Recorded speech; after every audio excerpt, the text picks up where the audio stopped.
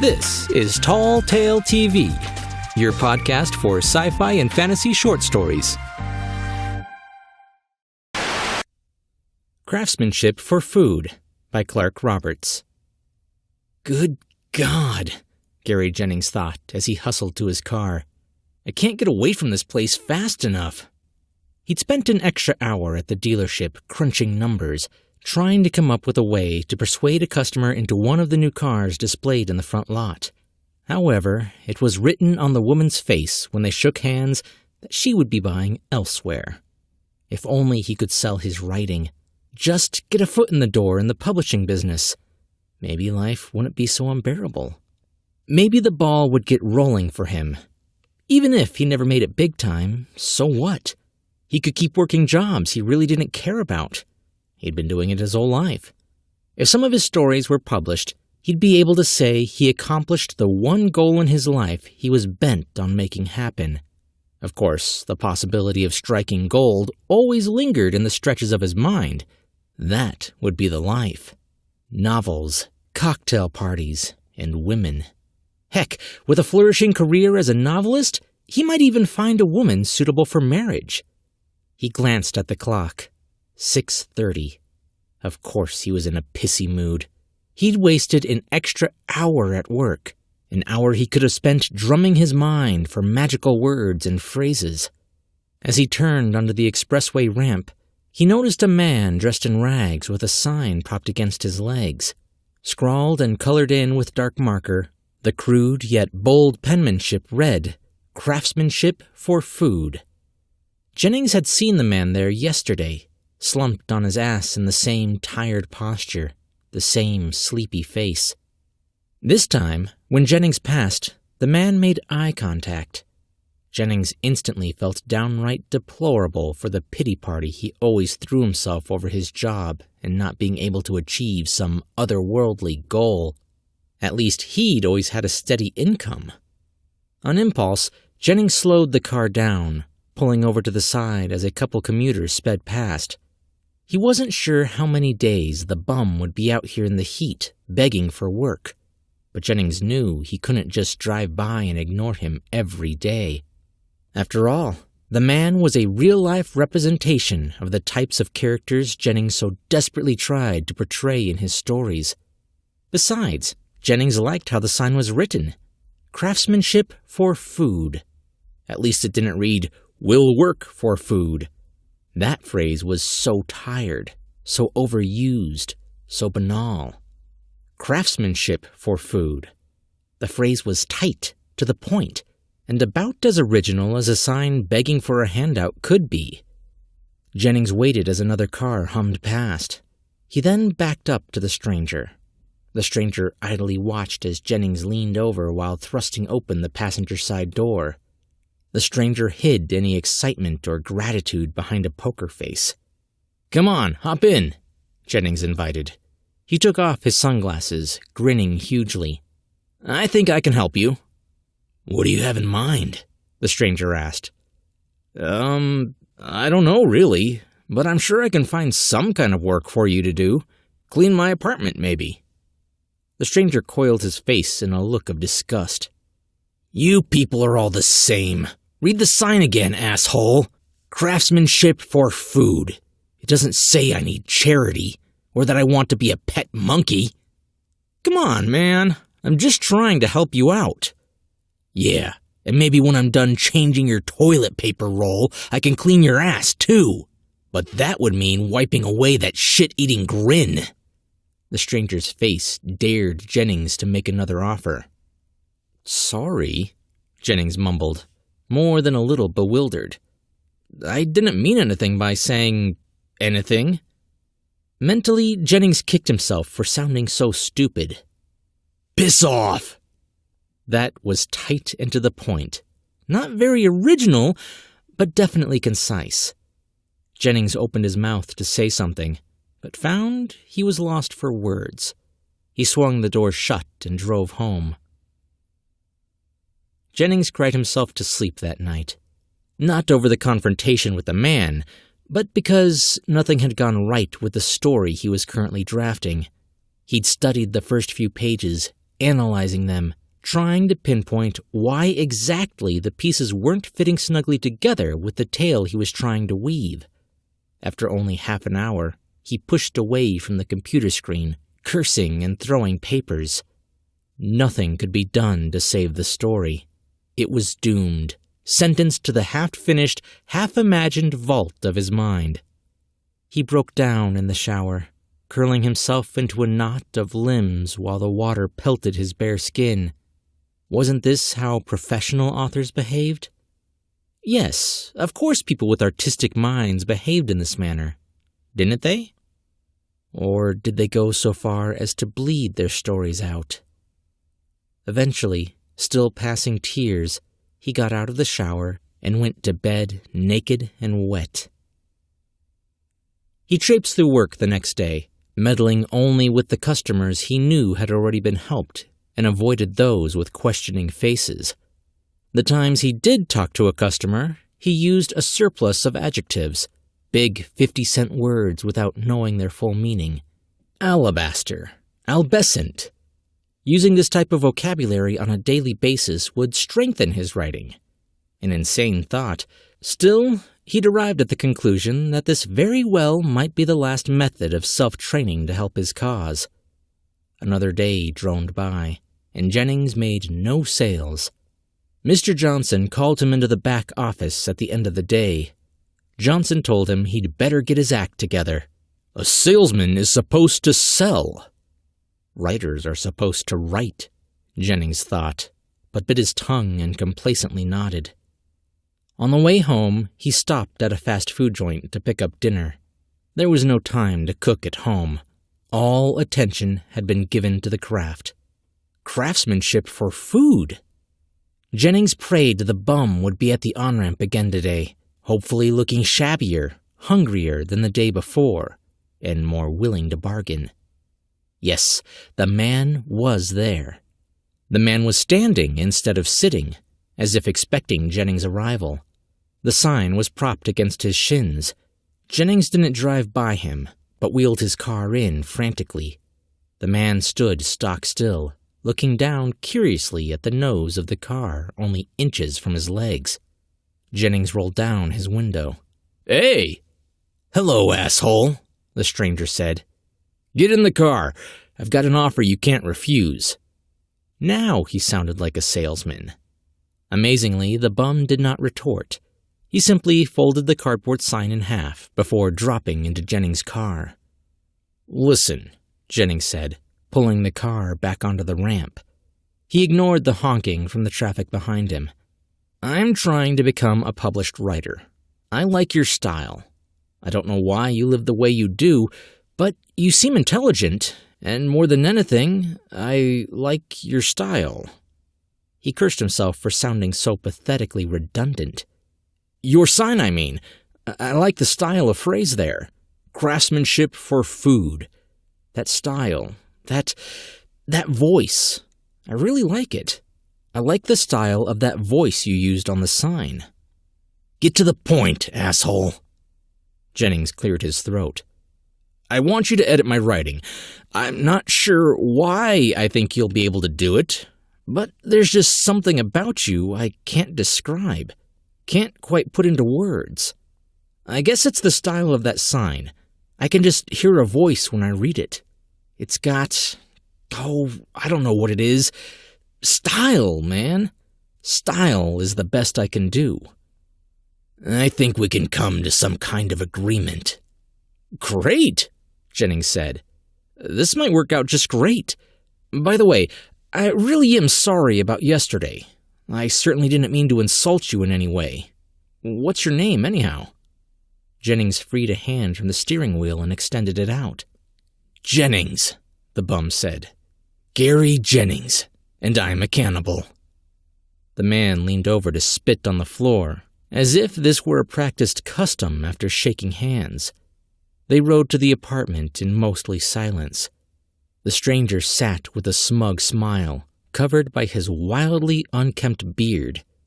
Humming, the bum twiddled his thumbs. "I don't know what's going on here, but your name can't be Gary Jennings. I mean, I'm Gary Jennings.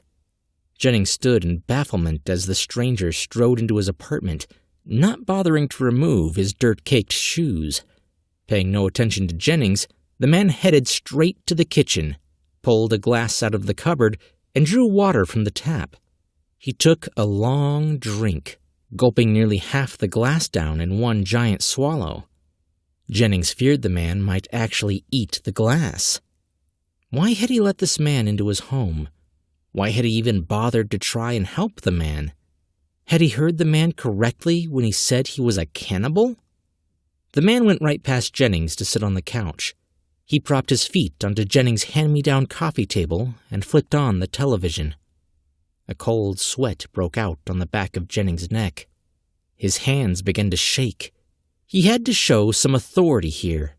He couldn't allow a stranger, a bum of all things, to act like he owned the place. "Hey, buddy," Jennings intoned, while trying to sound authoritative. Yet his voice rattled with nerves. "What, asshole?" The stranger turned, his expression frozen as a winter gravesite. "First of all, quit calling me asshole." "Asshole, asshole, asshole." "Get out of here!" Jennings roared. He pointed towards the door as if sending an impudent child to bed without dinner. "Get out of here! Leave! Leave at once!" "Is that really the best you can express yourself?" The man stood. He placed a sympathetic hand on Jennings' shoulder. "No wonder you can't get published, asshole." The man strode away, taking his invasion of the apartment even further. "Call the cops," Jennings thought. "They'll come and throw this piece of shit out, probably haul him off to jail. Cops enjoy kicking this kind of person around." Then Jennings heard the familiar sound of his computer booting up. He ran for the spare bedroom where he attempted to write every night. The stranger was sitting in front of the monitor, looking as patient as a nesting turtle. The stranger canted his head to the side and spit on the floor. "Don't do that! Stop spitting all over the place!" Jennings pleaded. The stranger spit again. "Shut up, asshole." "Who the heck do you think you are?" "Jennings, Gary Jennings, and I'm a cannibal." "You're not Gary Jennings. I'm Gary Jennings. You're nothing but a bum." The stranger's hand clicked on the mouse. The word processor opened on the screen. He began diligently typing. There was deftness in the manner the man's fingers worked, lightly gliding over the keys, barely pressing on them. He never once glanced down at his hands. From time to time, he would pause to spit. The current of anger in Jennings ceased as he watched with his mouth agape. "Listen up, asshole." Typing at a mind-boggling pace, the man's attention didn't stray from the screen. "This is how it's going to work. I write, you leave. Jesus, asshole, don't you know the first thing about this craft? It isn't easy. You have to let a man write in peace. Now go fix some dinner. I haven't fed in nights." The man was a lunatic, an absolute lunatic. Jennings couldn't imagine why on earth he'd thought to help out this bum. He let a total stranger into his home. He let the man invade his life. "Didn't you hear me, asshole? Believe it or not, I can get extremely agitated. I suggest you find me something to eat." Now the man did stop to look up at Jennings. He grinned. For the first time, Jennings noticed that every single tooth came to a point, as if they'd been sharpened with a steel file. Jennings stepped out of the room, shutting the door behind him. He went to the kitchen to cook dinner. Spaghetti. "Here it is, asshole." The stranger plopped a thick bundle of papers onto the kitchen table. "Your first story that will get published. I'll send it out tomorrow. You should probably read it, just so you know the basic plot if any editors have questions." The man sat down and heaped a large portion of noodles onto his plate. He smothered them in a thin sauce with meatballs. Jennings picked up the manuscript. Judging by its thickness, it was about 50 pages deep. Jennings's name and address were at the top of the first page. The title read, "Running with Rabid Dogs." The corners were marred with dirt where the stranger had handled them. "You got all this done in under 2 hours?" Jennings asked, digging a red pen from a drawer. "Yes. You can put the pen down. It doesn't need editing." The stranger stabbed a meatball and took it right off the knife with his mouth. He chewed and then spat it out. "I thought we had a deal." "Huh?" Jennings looked up from the story. "Our deal. Craftsmanship for food, remember? I'm a cannibal." Red sauce dripped within and down the man's beard. And of course, Jennings remembered. "Maybe I'll take your story back. How would you like that?"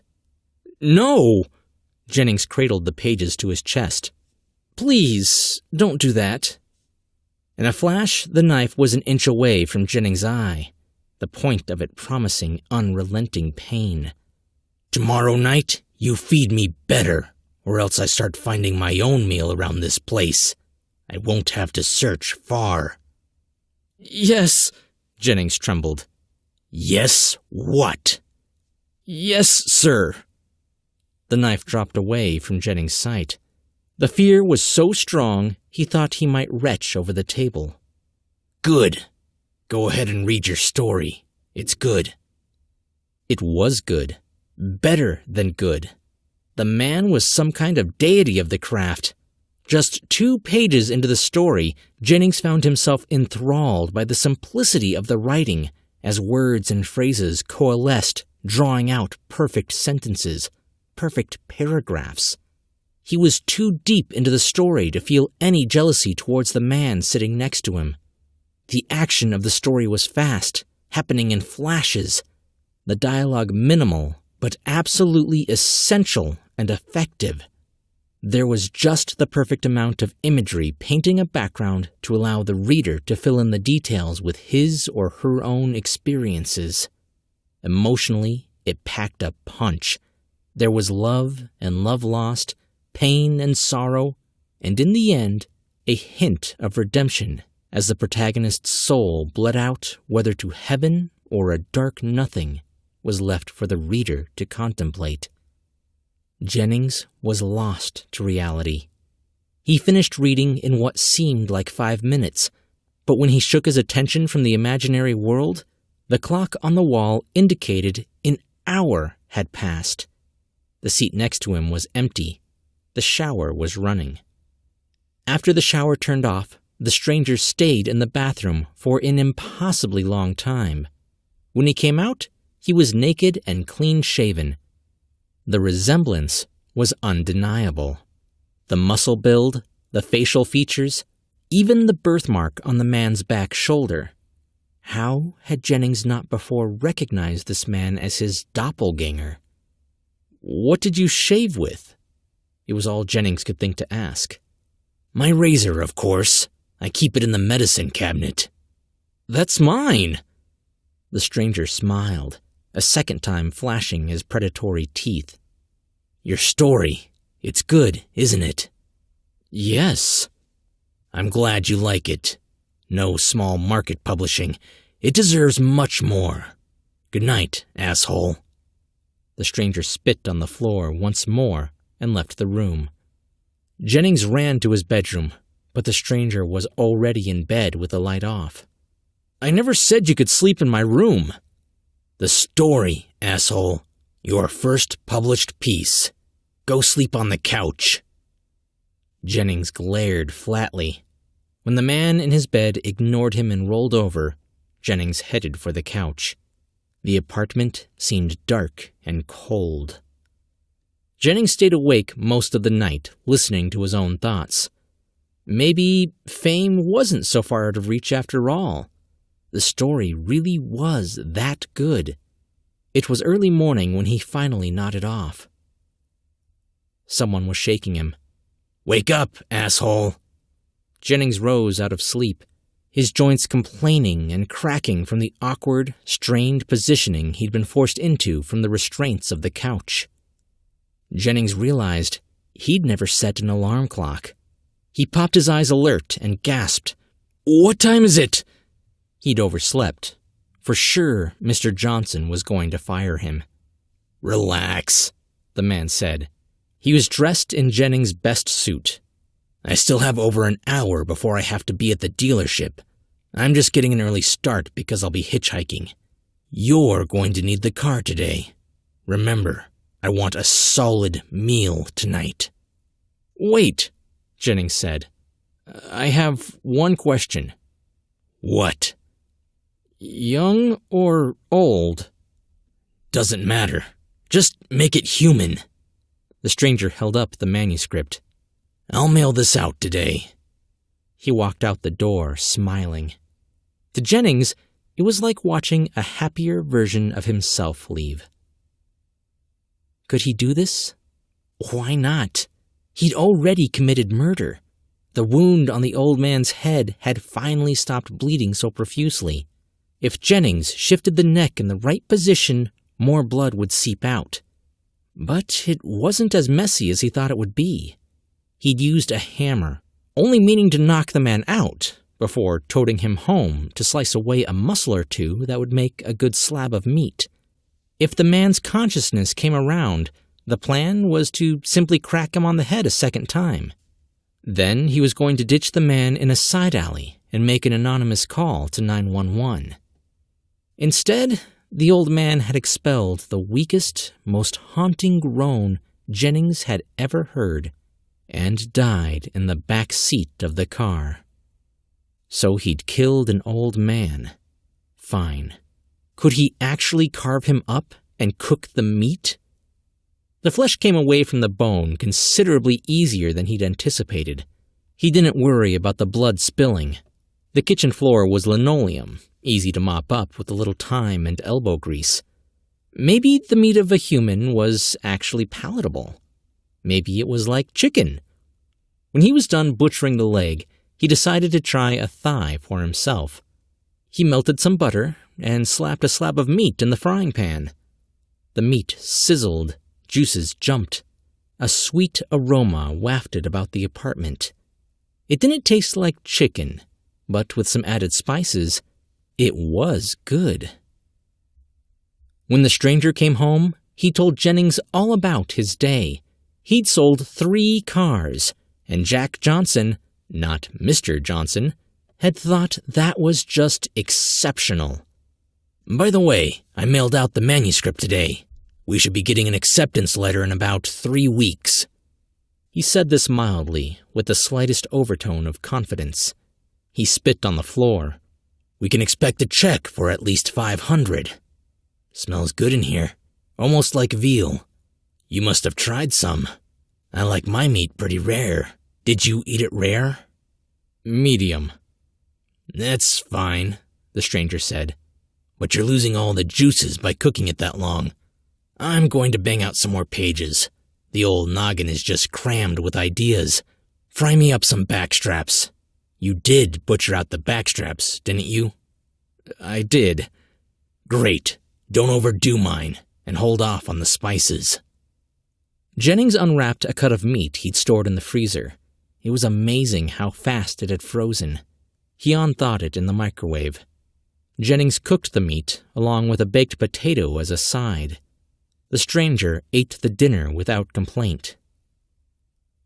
Gary Jennings woke up the following day feeling fresh, ready to make some more sales. He was silent on his way to the shower so not to wake up his roommate sleeping on the couch.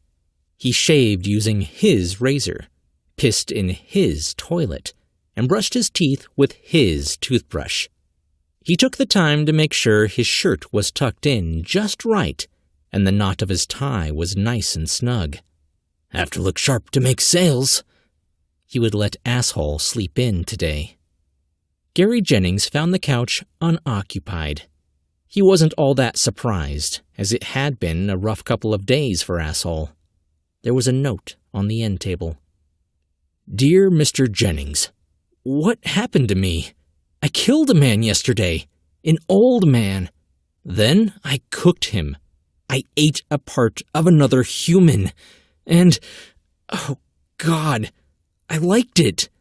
I don't deserve my life. I'm gone. Please don't worry or look for me. Good luck with your future in writing. I killed an old man. Don't look for me." There was no signature at the end of the letter, only a damp spot, as if spitting was the perfect closure. A whistle on his lips, Gary Jennings strolled out of his apartment. "Please don't worry or look for me." That part of the letter was almost funny. In time, Asshole would be fine. He just had to learn what it meant to be a starving artist. He'd figure it out eventually. Once Asshole reached a point where he'd eat almost anything, well, then he'd have some real stories to tell. Clark Roberts writes mostly short stories in the horror and fantasy genres. His fiction has appeared in over 20 publications, including, and most recently, Mindscapes Unimagined, Terrors Unimagined, Dead Man's Tome, Horror Bites, and Thuggish Itch. This story, Craftsmanship for Food, originally won the Meat Grinder contest on Dead Man's Tome. He is not a New York Times best-selling author, and for now, he's okay with that.